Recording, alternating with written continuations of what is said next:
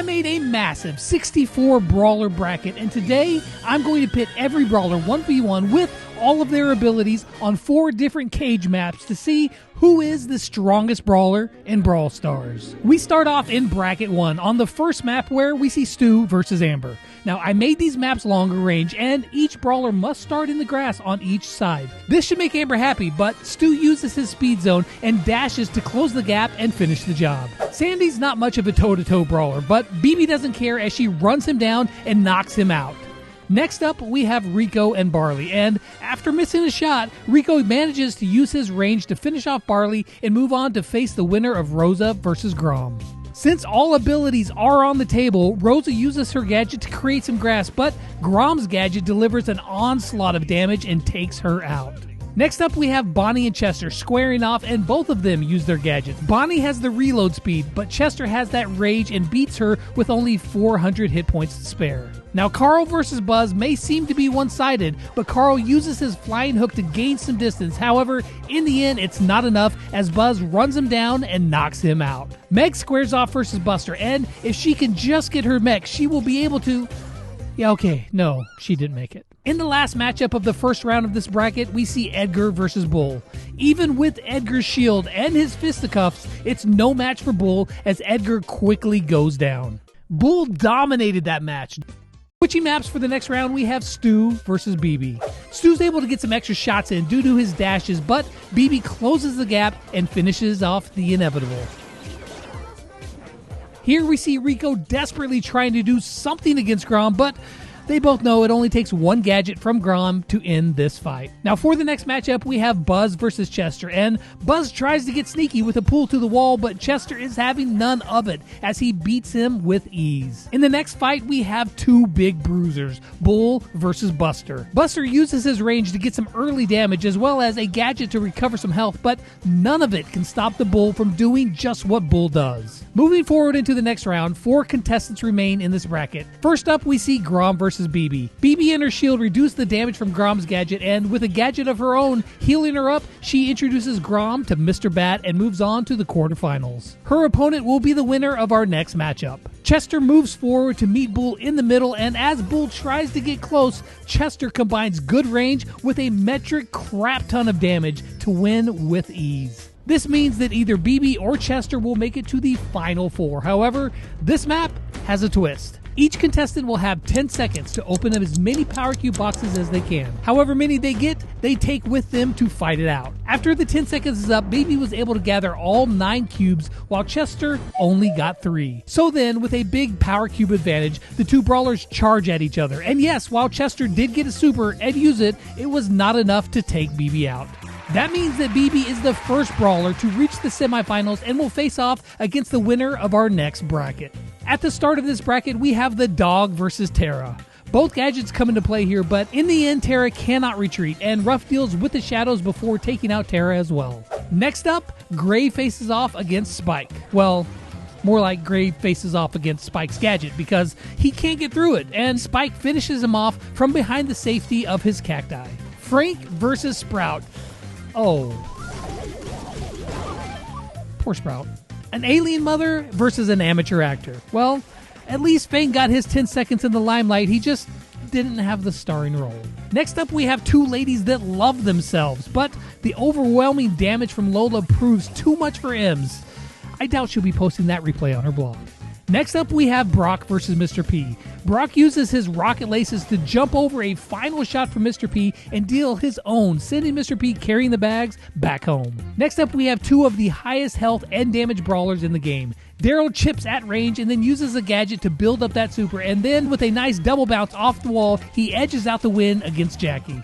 The final match in the first round here, and we see Piper versus Colt. Both are long-range brawlers, but before Colt can hardly get out of the grass, Piper rushes him, two-shotting him and knocking him out of the tournament. As we move into the next round, we see a new map, and we also see Colonel Ruffs face off against Spike. Now, both have gadgets that can stop damage, but Spike gets some health back from his. However, it's not enough, as Ruffs is able to unload those shots and finish Spike off. Now, Eve might have been able to best Karate Boy, but with Frank on the other side, Yeah. Now, I mean, she puts up a good fight and manages to dodge a gadgeted shot as well, but in the end, she doesn't have enough left in the tank to finish the job. With Brock facing off against Lola, he uses that superior range and ground control to chip away at her and then jumps in to show her the exit. Stage right.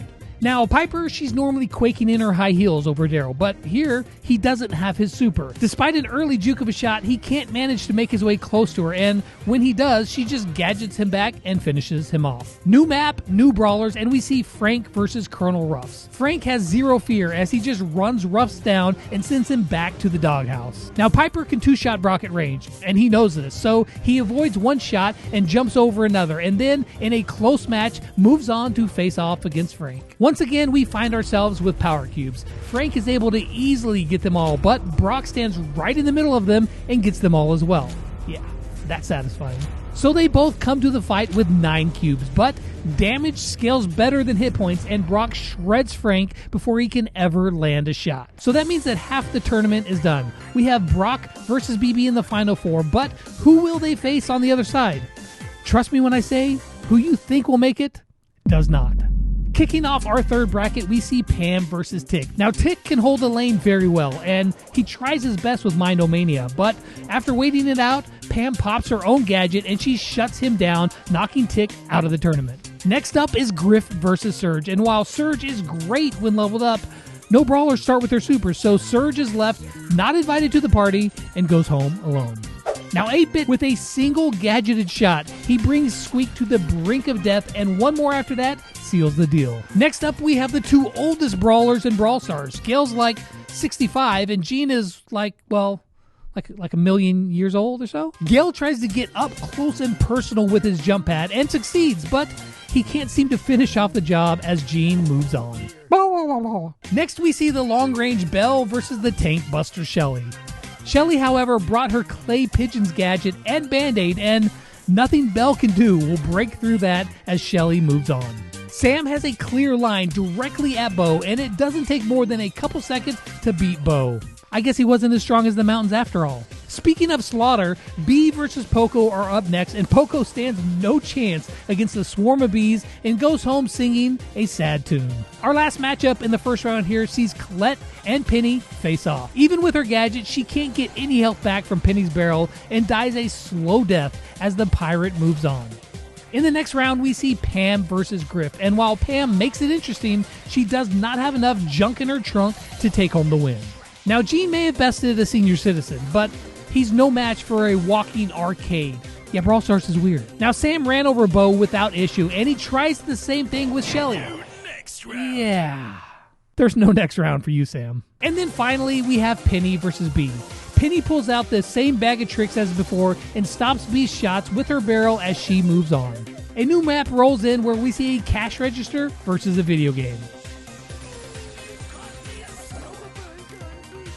Ouch. Next up, we have Shelly facing off versus Penny, and it is the battle of the gadgets because they both make full use of them, but Clay Pigeons is too much for Penny to handle and loses a good match against Shelly. That means Shelly versus 8-Bit to see who will move on to the Final Four, but they first have to see how many cubes that they can get. Shelly gets 2, 8-Bit gets 3.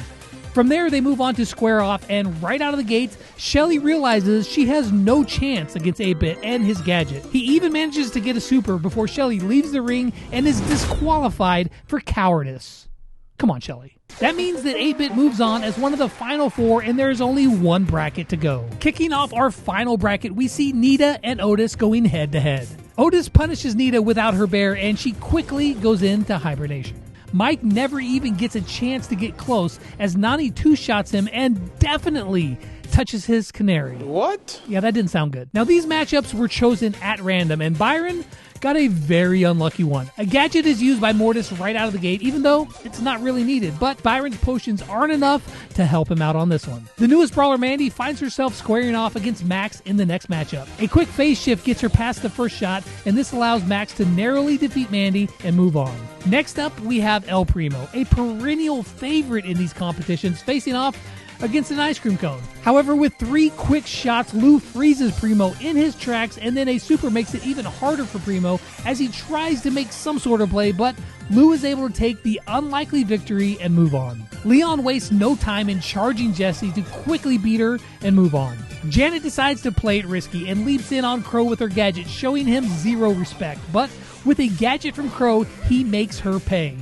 With a bang-bang finish, it was close, but Crow is defeated and Janet moves on. Our final matchup in the first round pits Ash versus Gus. Ash storms in, absorbing all of the shots from Gus and building that rage. And just when it looks like it's all over for Gus, he uses a gadget, knocking him back, followed by a super. And while, yes, he does end up losing, it was a very close fight. Kicking off the next round, we have Otis versus Nani. Now, both of these brawlers put out the damage, but in the end, Otis wins by a fraction of a second.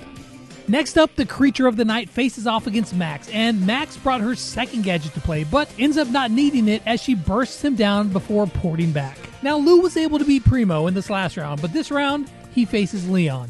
Leon starts the match by using that clone to soak up 2 shots, but after a gadget and a couple shots, Lou is able to vanquish yet another foe. Ash and Janet go to battle, and Ash shows zero fear as he runs Janet down. Despite jumping back, she is on the next plane home as she is knocked out. Moving to our water map, we find Max versus Otis. Max returns to her phase shifter and is immune to 1 attack, and that is just what she needs as she wins with only 30 hit points remaining. Now, Lou's made it this far, but this round, he faces Ash, who has just ran down every opponent. This time, however, he only makes it halfway before he is frozen in his tracks.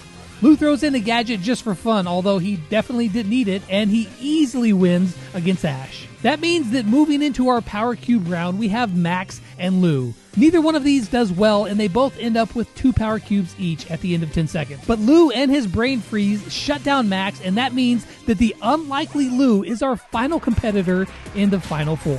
With only 4 brawlers remaining, our first match is between BB and Brock. Both brawlers have dominated the competition today, as well as Power Cube boxes, where they both collect all of them without issue. BB's strategy of charging and healing is basically her only one, and it doesn't work well for her. Brock unloads his shots and then gadgets her backwards before finishing her off, winning without taking any damage whatsoever. This moves Brock into the championship round to face off against the winner of Lou and 8-Bit. With 10 seconds on the clock, both brawlers struggle to get many cubes. Lou gets 2 and 8-Bit gets 3. However, 8-Bit's gadget has carried him this entire tournament, but Lou manages to gadget through most of it. The damage rolls in and 8-Bit is frozen, but gets off one last shot to end Lou's unlikely attempt to win it all. So then, 64 brawlers started this tournament, and we are left with just 2. 8-Bit has relied on his gadget, range, and power to beat his opponent. Brock has done the same, leaping over shots and competitors to make it to the finals. Now for this last match, we are going mano-a-mano. No power cubes, just brawler versus brawler. Right out of the gate, 8-Bit unloads his cheat cartridge, but Brock jumps over most of it. He unloads his shot and deals a ton of damage, but 8-Bit has more health and manages to take the win. That means that 8-Bit is the champion of the Brawl Stars cage match. Bet you didn't see that one coming.